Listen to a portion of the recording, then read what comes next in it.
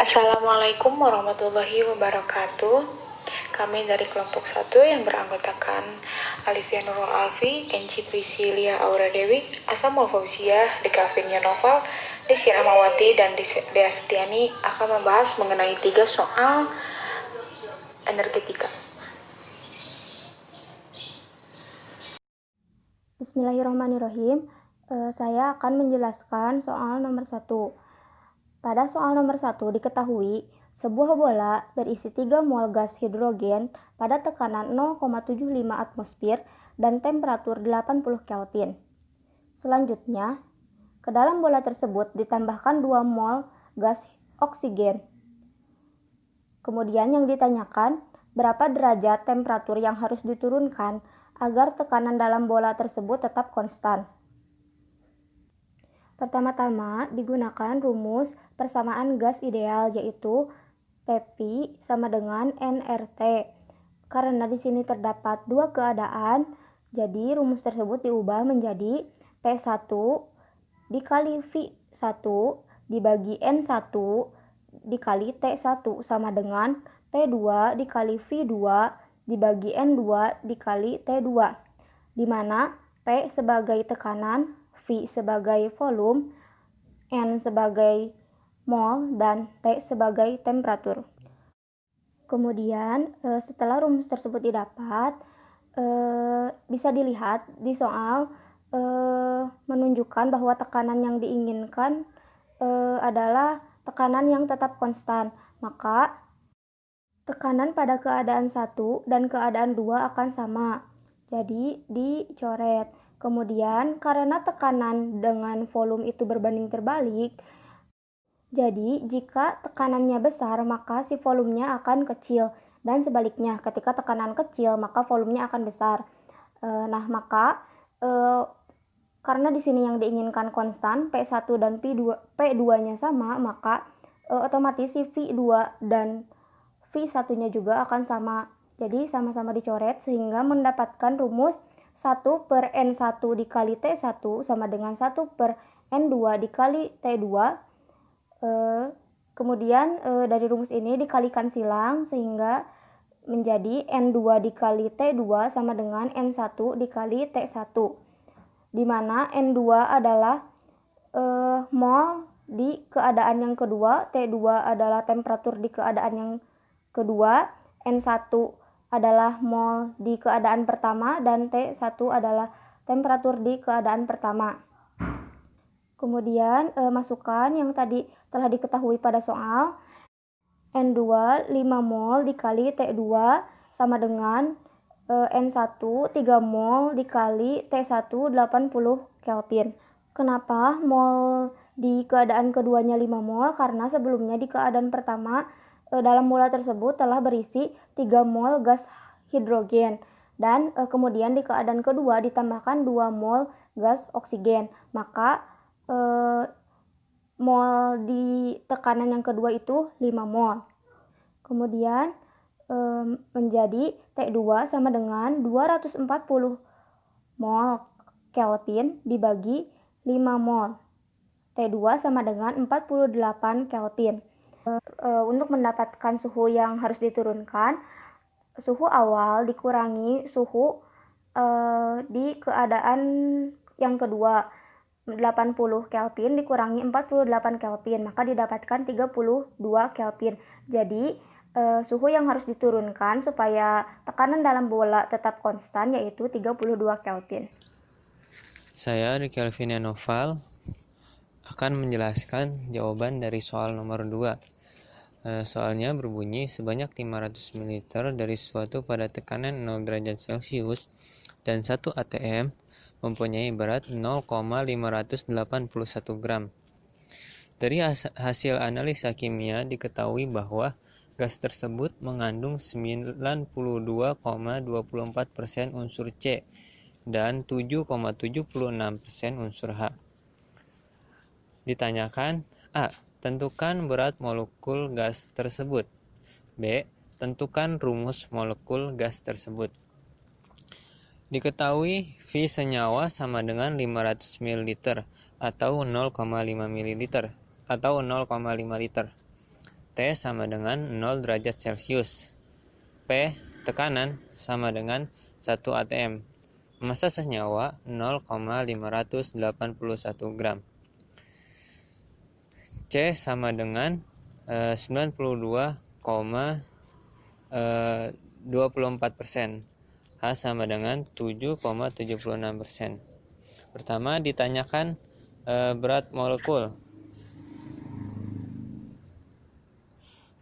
Untuk menentukan berat molekul, langkah pertama yang dilakukan adalah menentukan jumlah mol senyawa dengan rumus sebagai berikut.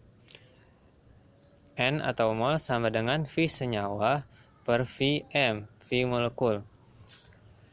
N sama dengan 0,5 liter per 22,45 liter per mol, sama dengan 0,02 mol. Setelah diketahui jumlah molnya, berat molekul dapat diketahui dengan perhitungan sebagai berikut. N sama dengan massa per mm. Mm sama dengan 0,581 gram per 0,02 mol. Jadi mm sama dengan 29,05 gram per mol. Jadi berat molekul senyawa ini sebesar 29,05 gram per mol. Yang kedua, untuk menentukan rumus molekul,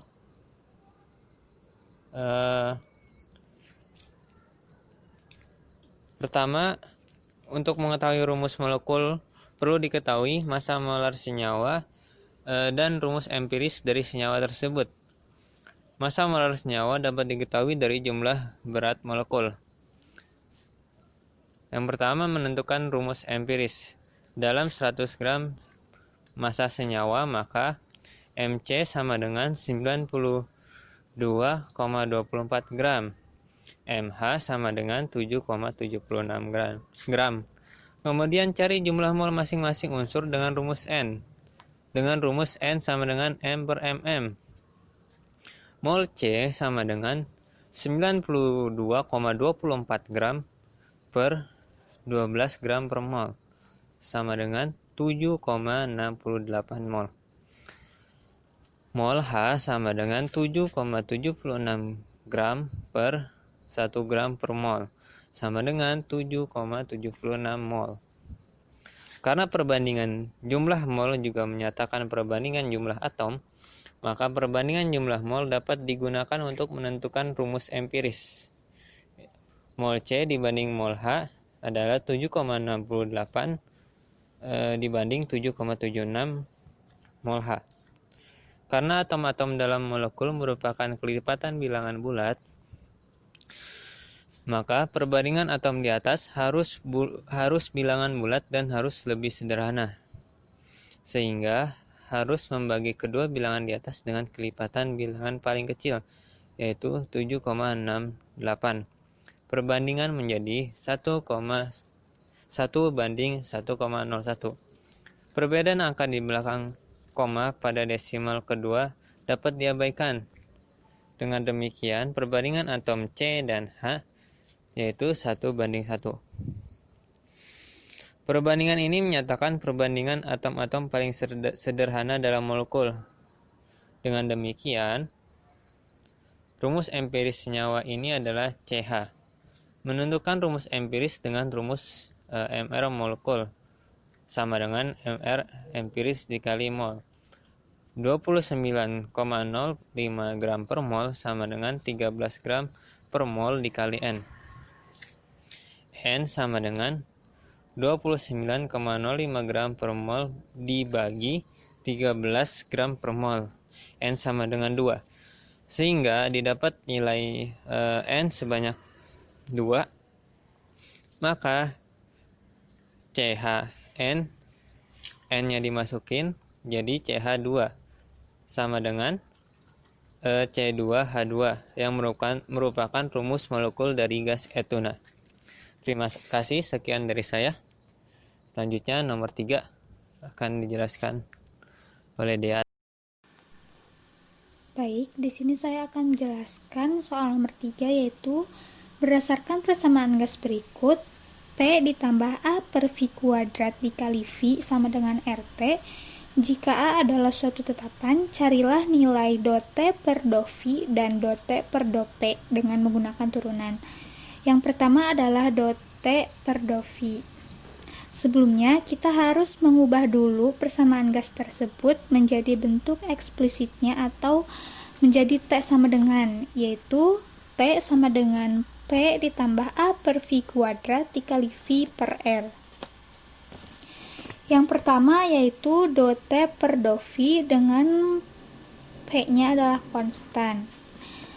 Dot T per dot V sama dengan 1 per R dikali P ditambah A per V kuadrat ditambah V per R dikali A per V pangkat 3 dikali min 2. Lalu 1 per R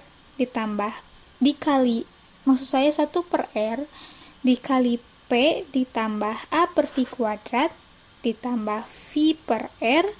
Untuk yang min 2 di atasnya dikalikan A menjadi min 2 per V pangkat 3.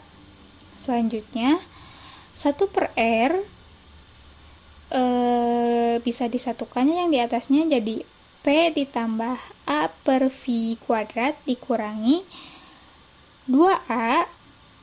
Nah, untuk V-nya bisa kita dikurangi ya, V pangkat 1 dikurangi V pangkat 3 dikurangi V menjadi V kuadrat.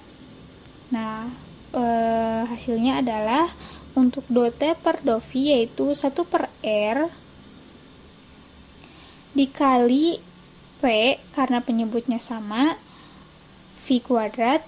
Untuk A dan 2A-nya bisa kita kurangi menjadi A. Jadi untuk dot T per dot V yaitu 1 per R dalam kurung P ditambah A per V kuadrat. Terima kasih.